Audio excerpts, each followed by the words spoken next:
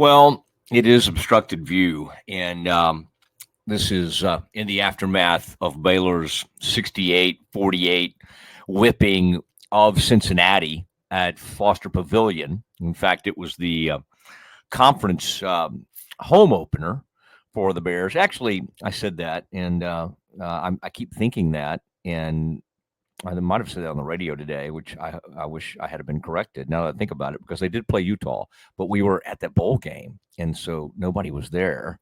And so I keep thinking this is like the conference opener, but it's not. This is the second home game. And they just crushed Cincinnati like it wasn't a game. I'll get into like what Baylor did well and what looked different. It's always, you have to kind of say about these kind of beatdowns. I mean, it's basically, quite frankly, it's what happened to Baylor in Ames. They weren't competitive.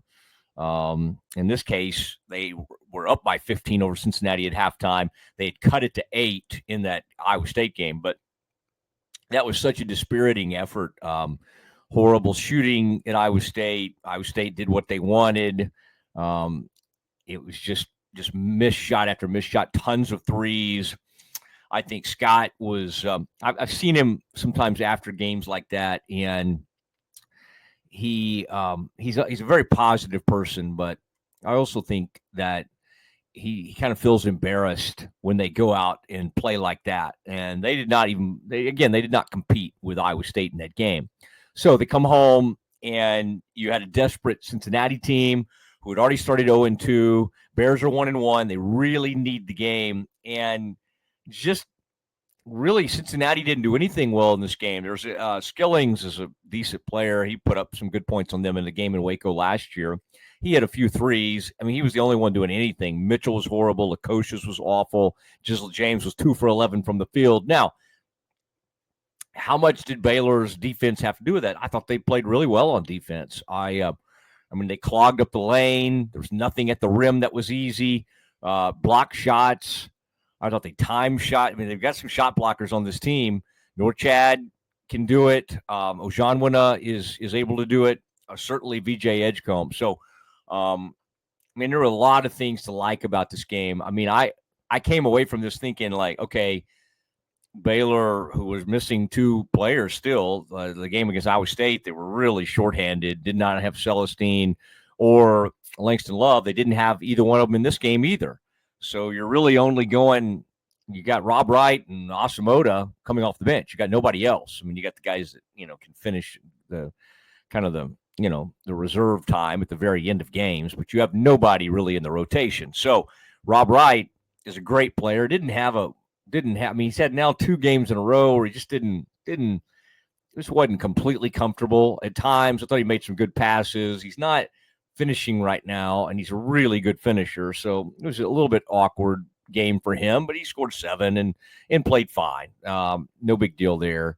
But because of that, they only got the 7 points off the bench. They basically didn't have a bench. They just had 2 players. Now, here's what changed, and we'll do some of these. I mean, we won't be able to do it after every game, but I just feel like some of these that I can get, fairly quickly to the pod, get in the home studio, and throw some things out. I'll try to do it. And my man Zach helps out immensely with that from Rogue Media Network. Let's go over some of the positives in what looked way better about this team. First of all, they just didn't fall in love with the 3. I mean, they're going to need to hit threes this season. It's not like that's not going to be part of their strategy. But at halftime, I think they were 4 for 10. They finished the game like 5 for 14, 35% from 3. It's not great, but they just didn't. It was like they just crushed Cincinnati into paint. I mean, at one point, like first at the halftime, it was like 22-2. And then at one point it was 36-6. Man, that's what you got to do. I mean, you got to get in the lane. You got to finish. Now, again, unlike against Iowa State, they were finishing in this game. VJ Edgecombe, who is maybe the most explosive athlete in the country right now, like you say, well, man, are you sure? Yeah, he's a freshman. He's unreal. His athleticism is unreal. He just hasn't totally found his rhythm, and they haven't found a way to get the ball to him in really good spots. In this game, he just created his own shot. He finished in the lane. He's hard to stop. He hit difficult shots. He drew fouls. He had a couple of three-point plays. And then he looked in rhythm on his threes. He was 2 for 4 from three-point land. Had a couple of threes, maybe he had one more three in the second half. But he finishes with 18 in this game. Now, does he have to score 18 every night? No, but it's really helpful when he does. I mean, I know he can talk about all these other things he does, and he does all those things. He can play defense. He can block shots. He actually is a willing passer. There's a lot of really good things that he does. Set picks, whatever you need him to do. But, he still needs to score. I mean, you can't just, come out of these games and go, well, he did everything else well. No. You need him to put the ball in the basket. And he did. And Norchad Omier was a different guy in this game. I mean, he's a really good player no matter what. But in this game, he shot 1 3. He hit it. But he did not fall in love with the three. He stayed down low. He attacked the boards. First half, shockingly, I think because they made so many shots, Baylor ends up shooting about 50% for the game, 35% from three-point range, which is fine. Cincinnati offered just really not much resistance. Wes, the coach for Cincinnati, he's a good coach. I really think this guy's a great coach. He played at UNC. I love this. I really think he's a great coach. And they just were awful. And again, let's give Baylor some credit. Kind of we had to give Iowa State some credit for Baylor looking so bad in that last game. The Bears played good D. And their offense looked better. They were moving it. They weren't just settling for a bunch of threes. And everything was going at the rim. Omier was hitting the boards. He's a double-double machine. He's the greatest double-double guy currently as far as players that are still playing college basketball. He leads everyone in the country in this. And he'll go down as one of the great, he's only got 34 rebounds, which he'll get in 3 games from being a 2,000 point, 1,500 rebound guy. I mean, that's unbelievable. Now he's taken some time to do it. He was at Arkansas State, and he was at Miami, played in the Final Four. So this is his 5th year, but that's okay. It's rarefied air when you look at the players that have 2,000 points, 1,500 rebounds. It's the who's who. In recent years, imagine somebody that stayed at UNC forever, like Armando Bacot. He was one of them. But he had to be there forever to do it. And Norchad's about to do this pretty quickly this season. And it's something to celebrate. But again, he's just played within himself. He's great in transition. He can actually dribble. We saw him in one of those games recently. I think it was a game against Utah. He took the ball behind his back. Just in open floor, just right around his back and in traffic. It was unbelievable to watch a big man, 6'7".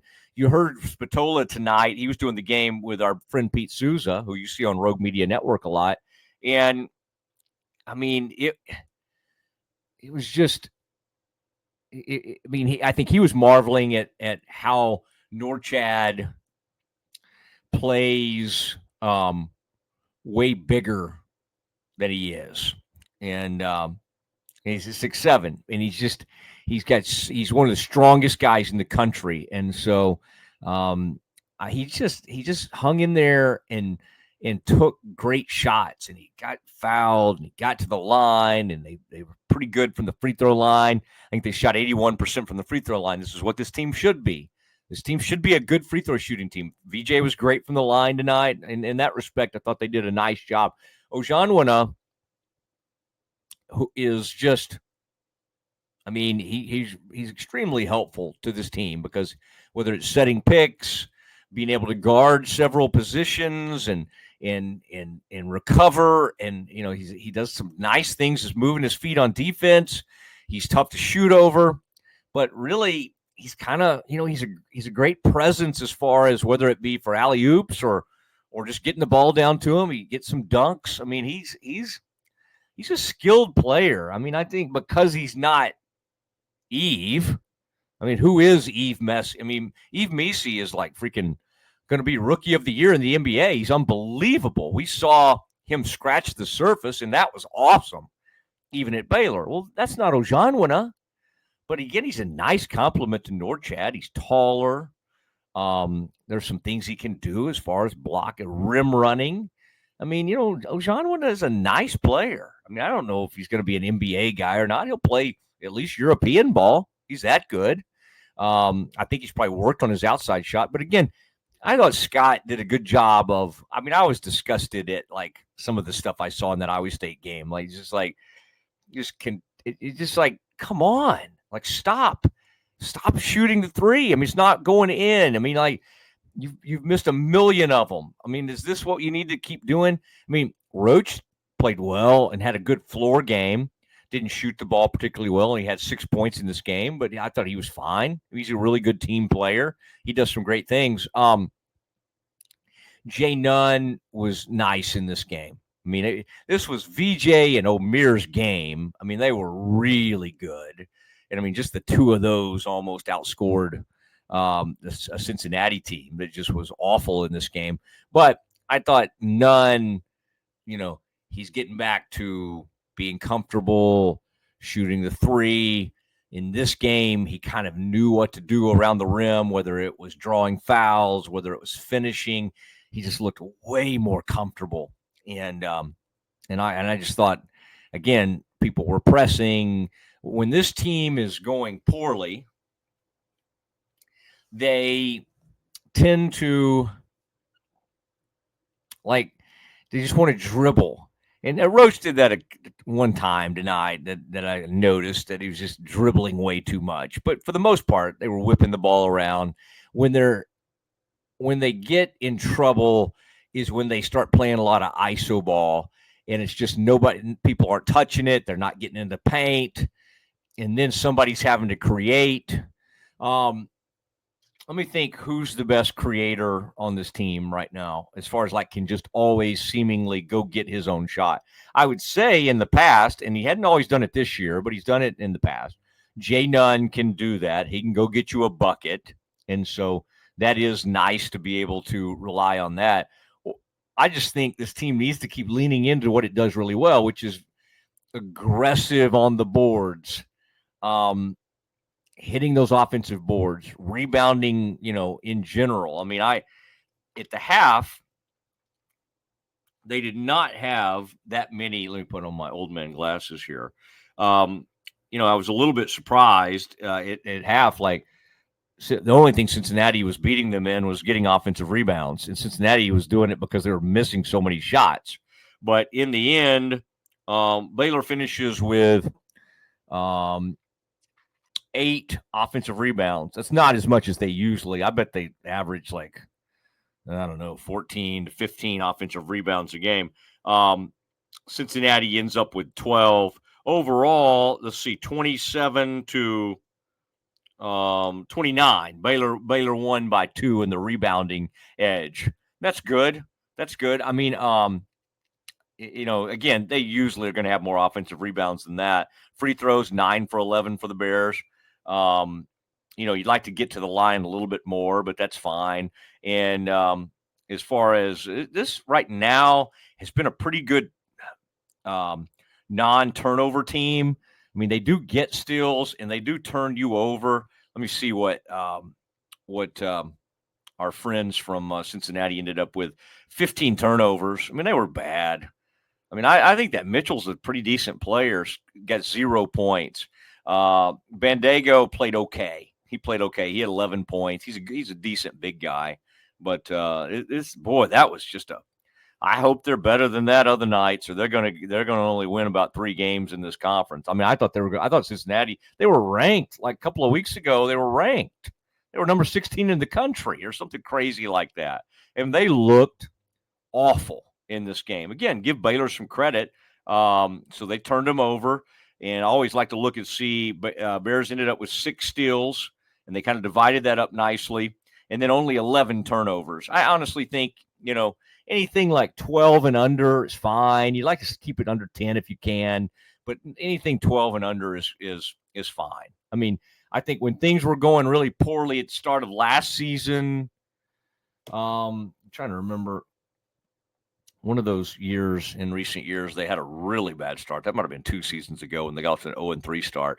But in those games when they're going poorly, they'll just turn the ball over like crazy in the first half. And that happened to them some even last season. This team has been pretty good with it, not having a lot of turnovers. So I think that's not a problem. I think they need to continue to look for ways to get VJ Edgecombe going.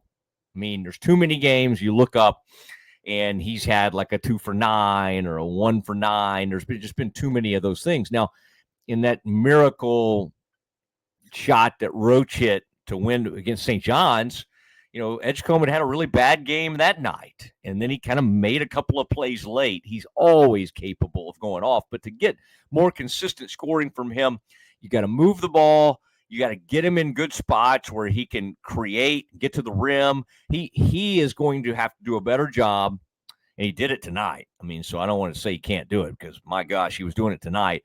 He made some really tough shots, even on the ones he got fouled. He put them off the board. I mean, those were extremely tough shots that he hit. I think he's just going to have to get where he's comfortable knocking those shots down in the paint. And tonight, I think every once in a while he'll try to force a three to try to get himself going. Tonight, for the most part, everything was in rhythm. One of them that he hit, Roach made a nice drive, kicks it out to him in the corner. It wasn't in a total corner, but kind of on the side. And the guy closed out him on okay, and VJ just knocked it down. I mean, he's got so much length. Elevation on his jump shot. I mean, he's just constantly elevated because he's the best. It's pretty cool when you always know you have the best athlete on the floor. Now, I don't know. I mean, we'll see what's going on with Celestine. It's 2 games in a row he's missed. Langston, they're just trying to manage him. I think last year they got a great stretch from him, and then he was out for a long stretch, and then not able to, help him in the tournament. He had a setback that year. I think they're going to try to manage him. They're going to try to maybe get him some rest fairly early in conference so that maybe he can get going late. I just think that's a difficult one because I think you just have to celebrate when he's out there. And he's he hasn't been a really good scorer this season yet, just because I don't think he really has his legs under him. And he's just been a little bit uneven, but he's just so good. I mean, he really is. And he can help him if he gets back, but we got to watch that injury because I just think this team needs him. I mean, this team's kind of, Asamoah gives you a little bit of a spark, but for the most part, if you don't have Celestine and Langston, I mean, you got 6 players basically. I mean, Rob coming off the bench could be one of the best bench guys in the conference. You basically have your best point guard on the bench to start the games. So you have 6 great players. I just think you'd be way more comfortable if you could get eight guys in there and get them good minutes. But tonight, at least, Cincinnati was horrible. Baylor caused that. They did a good job of not getting in foul trouble. Only foul trouble, VJ got 3, and they had to kind of manage him, and they did, and he was fine. But, just need to stay away from, just weird fouls. Like that Iowa State game, they were like, I know they were trying to get back into the game, but, they would miss a shot and then foul, 80 feet away from the basket. I mean, those are bad fouls. So I don't know what this team is yet. There are moments like watching tonight, you're like, well, maybe. I mean, Houston's a better team right now. Iowa State's obviously a better team. I think Kansas is better than Baylor right now. Again, all these things can change. If you can get a decent seed, 3 or 4 seed in the tournament, then who cares? Who cares who's in front of you? It's going to be about, how many bids can this conference get? They're going to beat each other up quite a bit. I mean, really, if you can have, what are they playing, 20 games this year? God, they've expanded this thing. Yeah, something like that. So I think if you could finish with like 12 wins, go like 12-8 in this conference. Trying to think if it's 20 or 22 games they're playing now because they've expanded the schedule a little bit. This is an incredibly tough. Now, here's what they have coming up. I heard the guys on the TV tonight who I love, but I mean, well, at least one of them, Pete. But Pete kind of made the point, hey, they could make hay with this schedule right now. And man, that's to me, this is really a tough little thing they're about to do, this two-step. Arizona State's been playing, they've had a pretty good season. Bobby Hurley's got them playing a little bit. I'll look tonight to see what everybody did, but they got to go. That Arizona killed Cincinnati at Cincinnati. I mean, it's generally pretty hard to go on the road and beat anybody. I just tell you who's finding themselves right now in this conference. Like, Arizona's getting better. They were not great early in the season. They're getting a lot better. I hope Baylor's getting better. I think Baylor's a real wild card right now. I mean, generally we put them in the top 4 or 5 easy.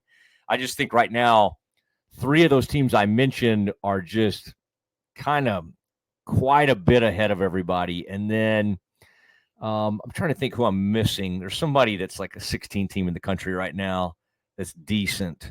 Oh, West Virginia. West Virginia got ranked, and I think West Virginia got beat tonight. They're pretty good. I mean, they've gotten a lot better, and they beat Kansas at Fog Allen, and that's extremely impressive to start the season. So they got ranked, but I also think they got beat tonight. So, and then there's just a bunch of people in the middle that I have no clue. Like, I don't think TCU's very good right now. I don't think K-State's very good. And you always hope Jerome can kind of get them going. I don't think Tech's really that good right now, and I think Grant would be the first one to admit that.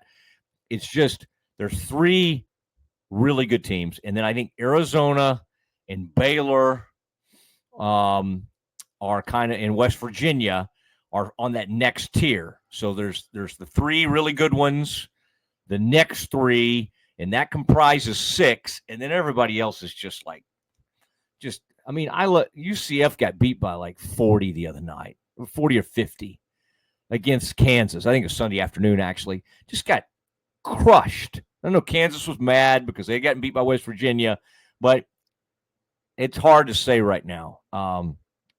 This conference is not, at least in the non-conference, it was not as good as the SEC. Now, the SEC will start beating each other up.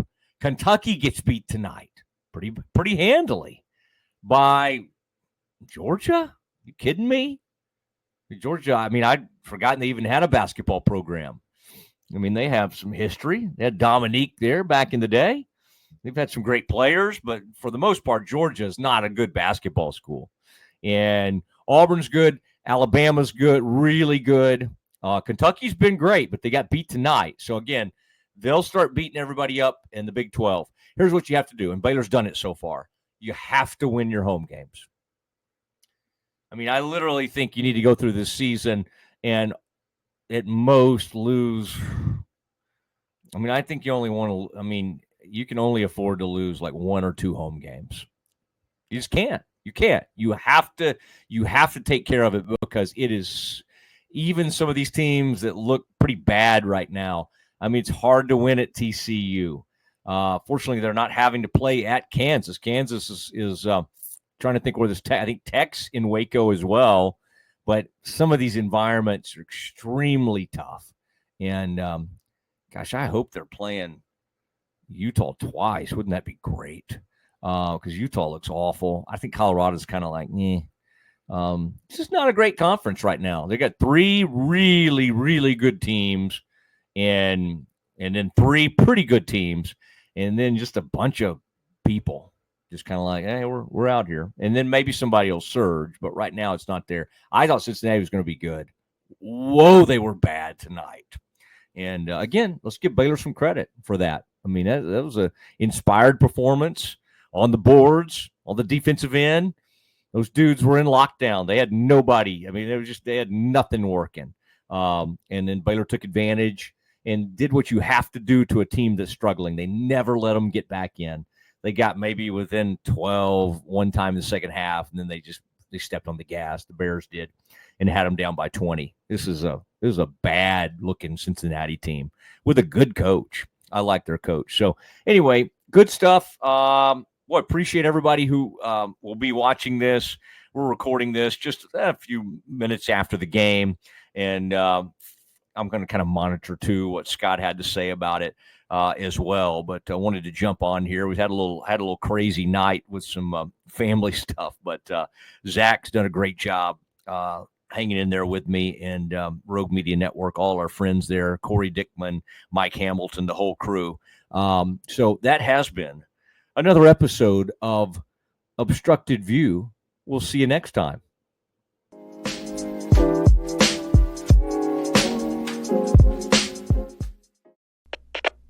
We are Rogue Media Sports.